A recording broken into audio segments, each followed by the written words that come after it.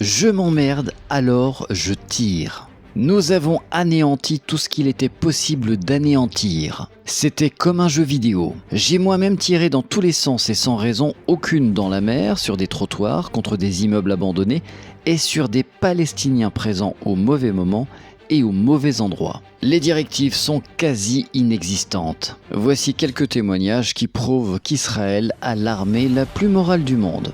Le média israélien Shia Mekomit a récolté plusieurs témoignages de réservistes israéliens démobilisés qui dénoncent l'absence quasi totale de règles d'engagement dans la bande de Gaza.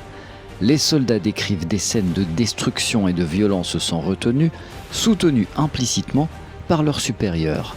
Ces récits concordent avec des images diffusées par Al Jazeera montrant des exécutions sommaires de Palestiniens désarmés.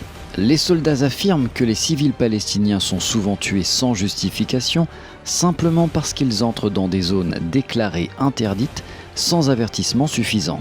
Yuval Green, le seul témoin non anonyme, critique l'absence de directives officielles et la mentalité de ses camarades qui tirent pour passer le temps, décrivant l'expérience comme un jeu vidéo.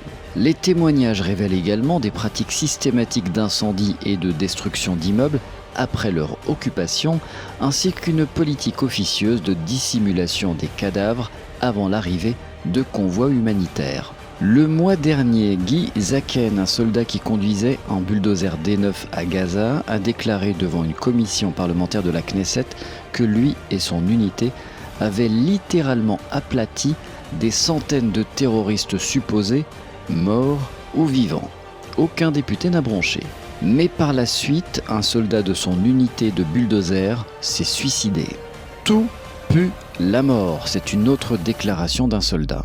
Les cadavres de civils palestiniens restent éparpillés le long des routes et dans les champs. Tous ces endroits sont jonchés de cadavres que nous laissons à la merci de chiens errants, de veaux abandonnés et de chevaux désemparés. Nous ne voulons pas que ces animaux s'approchent de nous, mais du coup, nous voyons souvent des chiens errants se promener avec des morceaux de viande arrachés aux cadavres putréfiés de Palestiniens que nous avons laissés derrière nous après notre passage. Tout pue la mort. Pour retrouver l'intégralité de cet article, rendez-vous sur le site de courrierinternational.com.